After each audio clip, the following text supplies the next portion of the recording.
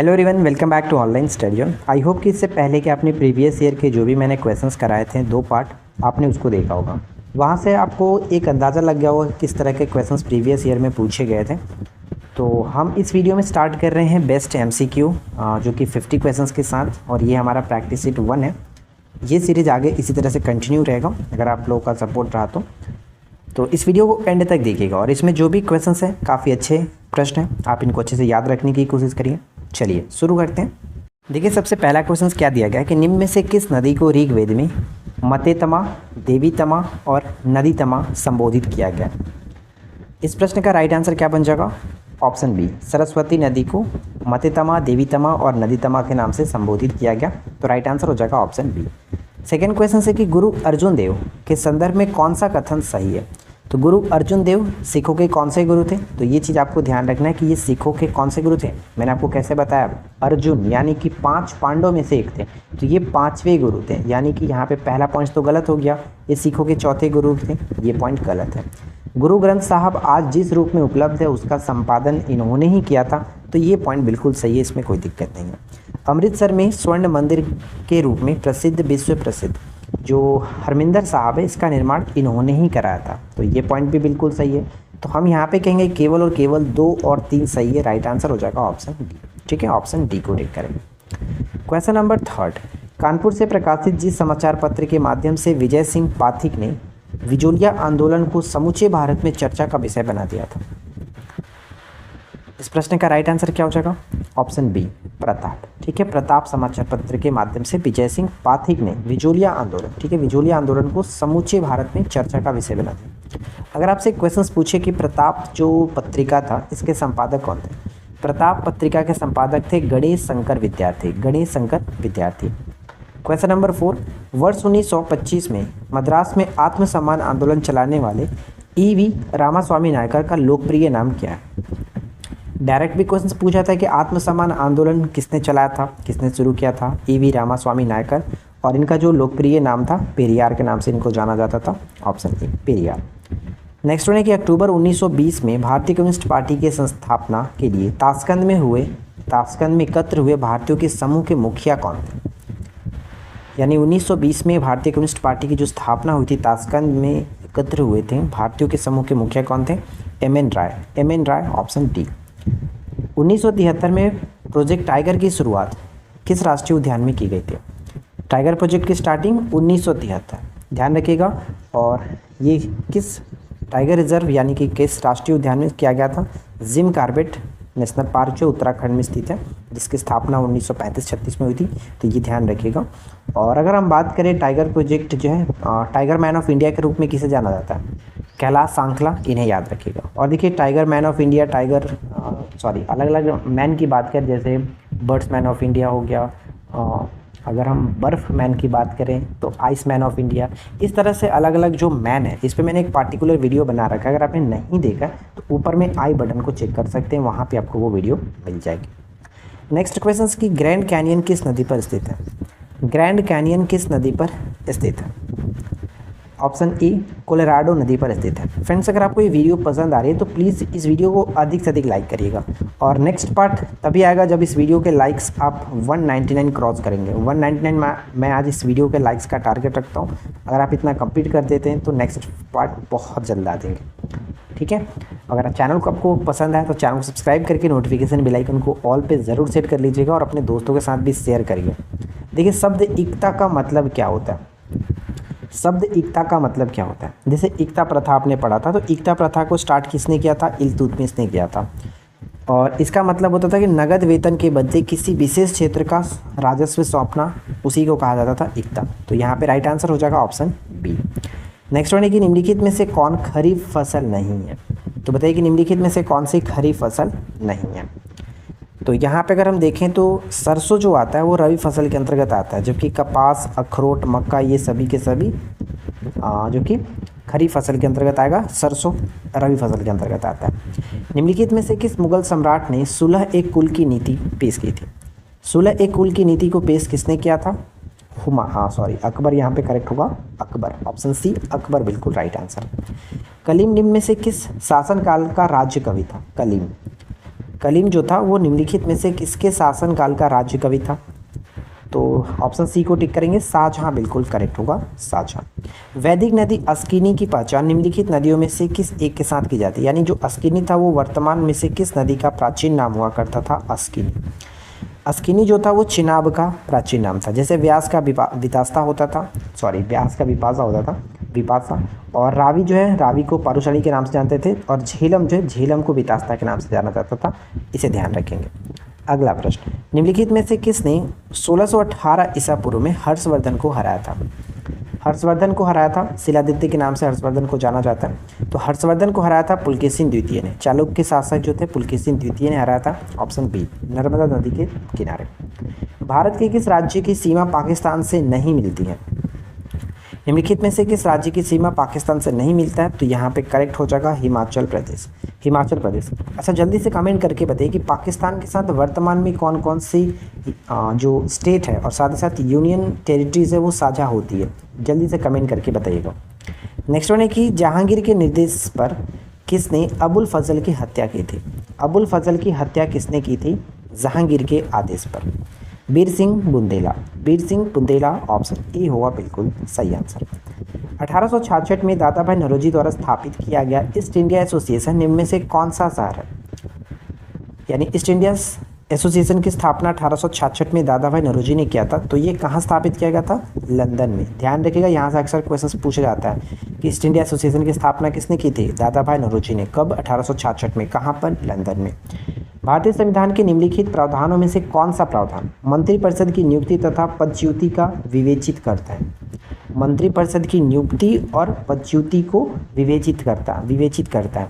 तो यहाँ पे राइट आंसर बन जाएगा ऑप्शन डी, अनुच्छेद 75। ठीक है, अनुच्छेद 75।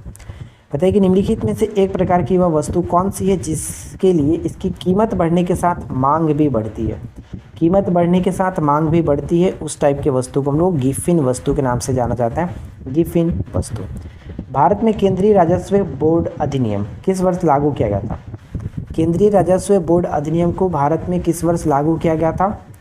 1963। अच्छा, 1963 से एक और क्वेश्चन मुझे याद आ रहा है जिसको हम लोग सीबीआई के नाम से जानते हैं।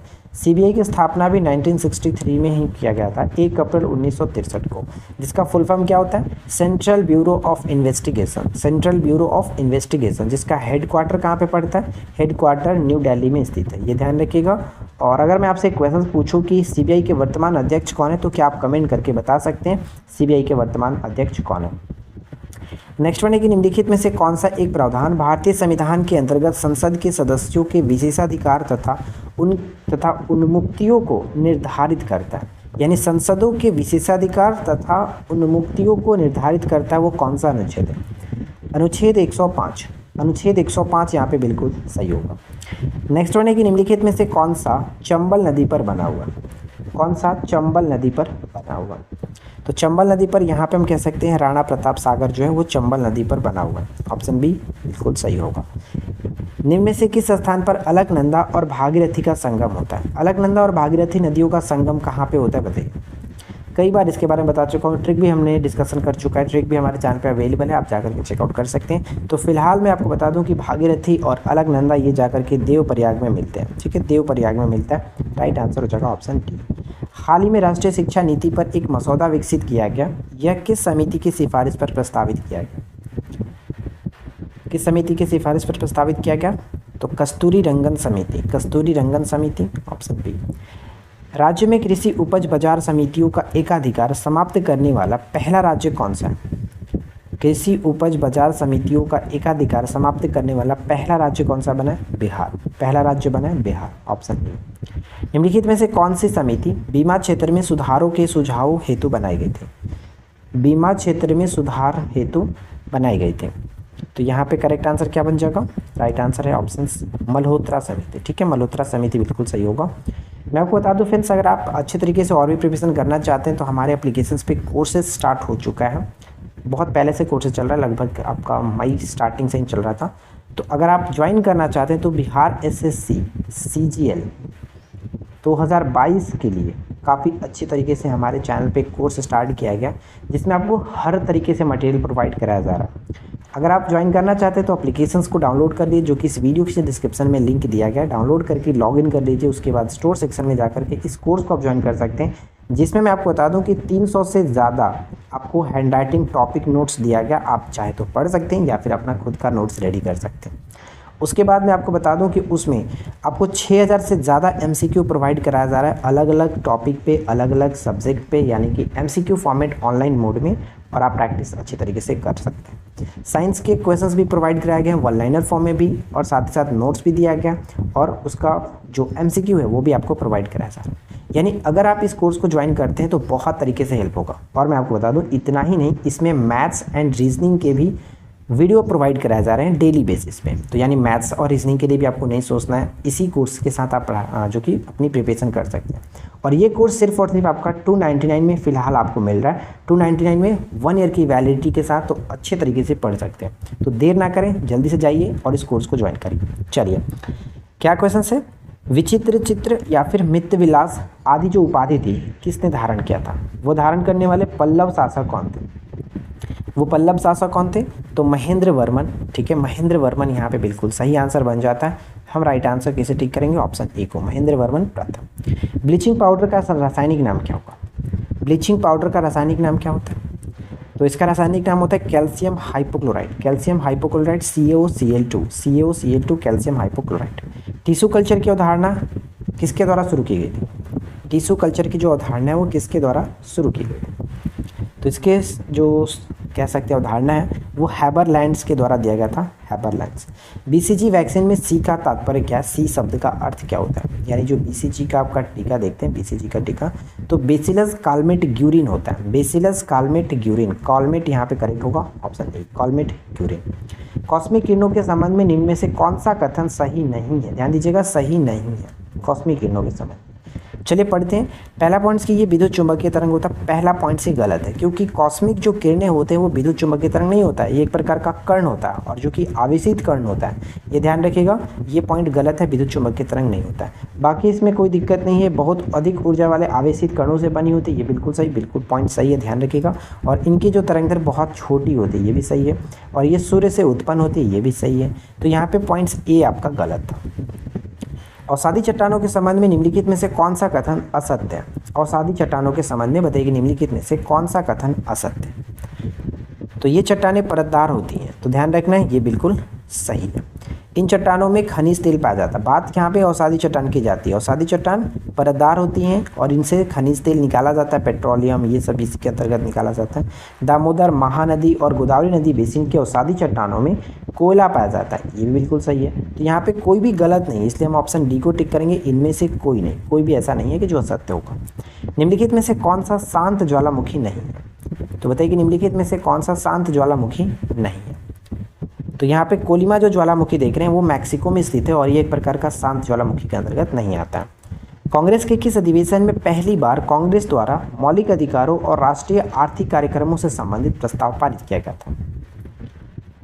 पहली बार कांग्रेस द्वारा मौलिक अधिकारों और राष्ट्रीय आर्थिक कार्यक्रमों से संबंधित प्रस्ताव पारित किया गया था कराची अधिवेशन 1931, और इसकी अध्यक्षता सरदार वल्लभ भाई पटेल कर रहे थे। 1938 के अंत में भारतीय राष्ट्रीय कांग्रेस के अनुरोध पर जो राष्ट्रीय योजना समिति बनाई गई थी उसके अध्यक्ष कौन थे? नेशनल जो प्लानिंग कमेटी थी उसके अध्यक्ष कौन थे? तो उसके अध्यक्ष थे जवाहरलाल नेहरू।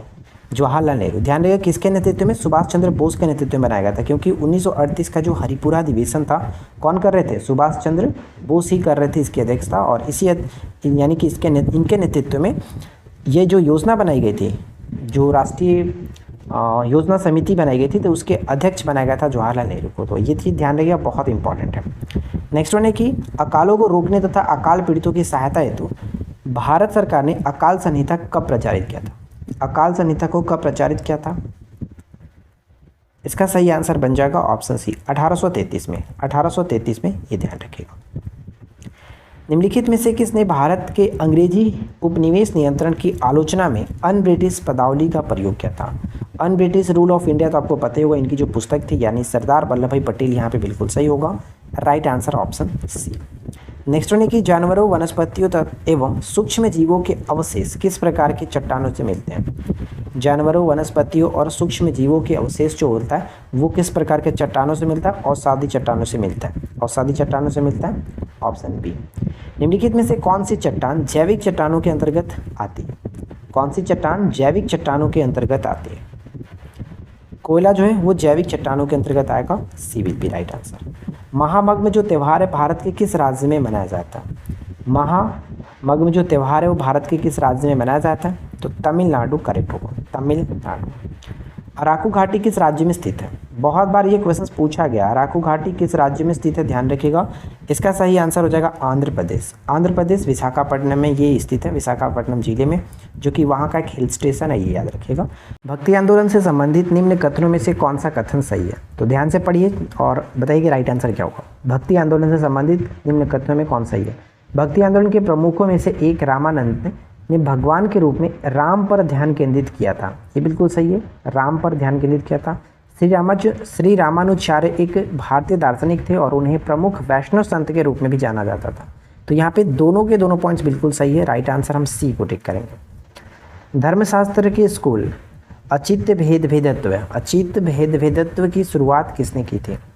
अचिंत्य भेद भेदत्व की शुरुआत किसके द्वारा की गई थी, चैतन्य के द्वारा की गई थी, चैतन्य के द्वारा, जिन्हें निमाई पंडित के नाम से भी जाना जाता था। वैष्णव जो संप्रदाय इनके संस्थापक के रूप में भी इनको जाना जाता है, गौड़ीय संप्रदाय के रूप में भी इनको जाना जाता है। अगला प्रश्न है कि निम्नलिखित भक्ति संतों में से किसने विनय पत्रिका एवं कवितावली की रचना की थी। विनय पत्रिका और कवितावली की रचना की थी, तो विनय पत्रिका और कवितावली जो रचना है वो तुलसीदास की है, तुलसीदास, ऑप्शन सी।